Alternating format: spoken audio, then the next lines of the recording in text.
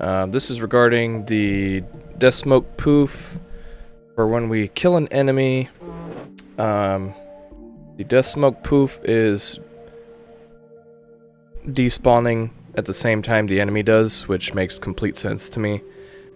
Because we have it attached as a child. So the way we have it in code right now is like you'll hit the enemy until its health reaches 0, it will turn this on, play on awake, and then there will be some kind of delay before the object is deleted. And overall I think this is actually working as it should, but it does not allow for us to tweak the lifetime of the particle. Because I think the way it was, designed or created code-wise, or in the code, is it went based off of what I did.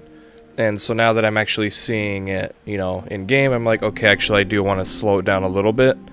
So I think this just needs to have a little bit of tweaking to allow the freedom to play with the duration without actually causing an artifact. So I'll just kind of show you what I'm talking about. It's a lot of words. So I reduced this guy's health to 3 so it would show up easier. So 1, 2, and then for 3 he's gonna get killed and it will play the animation or the effects. So you saw the Deathsmoke poof. Now, for me, I think that's a little too fast. So what I wanted to do was go into the duration and increase it to like 0.7. And this is what the bug is. So because I increased it to 0.7, and because the way it was designed in the first place was to really only have a delay of deletion based off of the duration of the particle's lifetime, means that if I increase the lifetime of the particle, it's going to get cut off because we don't have any control for how soon the object gets deleted upon being killed. So regardless of how much I change this number, my start lifetime, so this is how long it takes to play the animation, so greater number means it'll play slower, which will be a little bit more obvious to the player, but because the enemy dies, the delay for the enemy to get deleted remains the same. It won't actually play the full animation. So I'll do 3 hits, and then you'll see that the final animation is like where there's 4 clouds of smoke around it, where it kind of like, this poof goes like this and then expands out into 4 pieces. You'll see that since I changed this to 0.7, that it actually doesn't even get to that stage. So the next hit will kill it, and you'll see it only gets to a stage in the animation where it's got a just central cloud poof. Well, this is how that's not what happened that time, so let's try and increase it to 1. It's always just fun things of bugs, is like you find something that's a bug and then it's not doing it anymore. Okay. Alright, so I'm assuming it will not play the full animation. Okay, there we go. So that time you can see that it only played about 3 frames of the Deathsmoke. I will apply this to the prefab so that they all have this. So I increased the start lifetime from 0.45 to 1, so it plays basically half as fast as it did.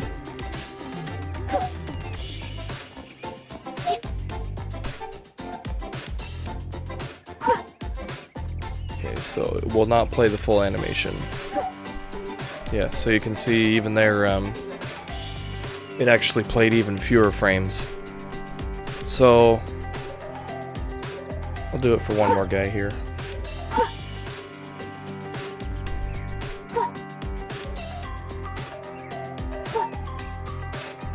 So you can see it's only playing a couple frames. And then if I drop it back down to 0.45, it'll look good because obviously the tool or the effect for the Deathsmoke poof was designed in the first place to work based off of my lifetime that I put in. It's just that it doesn't have the versatility for me to be able to change that duration, but then also play the full animation. So you can see there it played the full animation. So yeah, and the bug, I'll just pull it up about what my two thoughts are is, step one is either we could maybe not have the Deathsmoke poof as a child of the game object, so that when the game object is deleted, the Deathsmoke poof itself is not deleted because it is not a child. It's just instantiated at the location of the enemy when it is killed. So then it's just pulling in another prefab to play the animation at the location of the enemies, of where the enemy is. And then it can just delete itself after maybe 2 seconds, give it a lot of time, 2 to 3 seconds.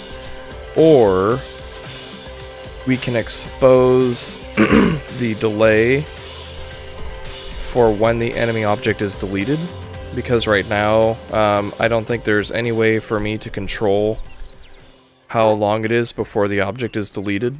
So whenever I kill or attack any enemy,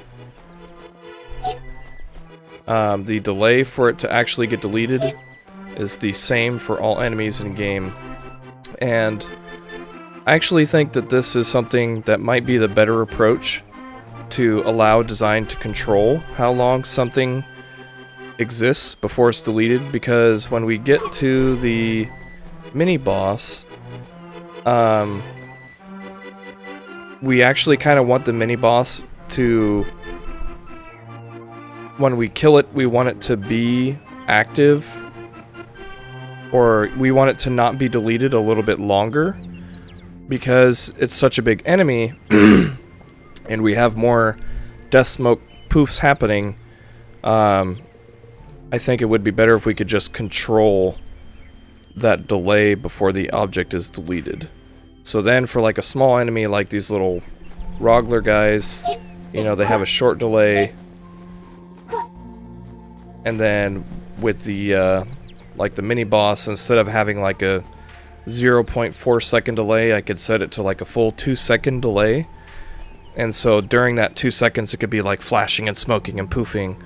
So it's a little bit more like epic feedback design, because we can tell like, oh, we killed a bigger enemy and he's got a little bit more stuff going on when he's dying. So yeah, that was a long description of a bug. 2 ways we could approach it, but I'm thinking my idea number 2 might be more useful. So hopefully that's not like information overload. Thanks.